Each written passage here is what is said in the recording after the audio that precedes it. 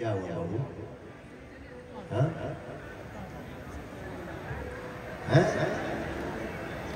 अच्छा अच्छा, इस बच्चे को मेरे साथ गाना गाना है।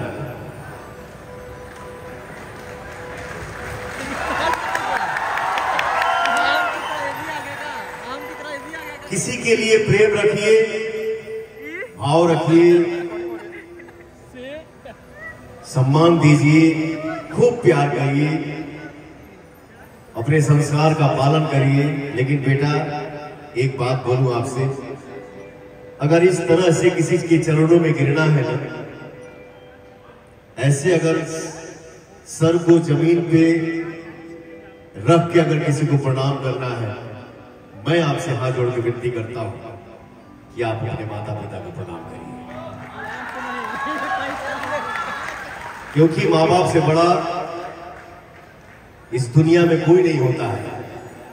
वो चाहे हमारी माँ हो या आपकी माँ हो या किसी की भी माँ हो। आप इतना प्यार करते हैं मेरे से, ये मेरे लिए सौभाग्य है। और आप मेरे छोटे भाई हैं तो सीने से लगो ना यार।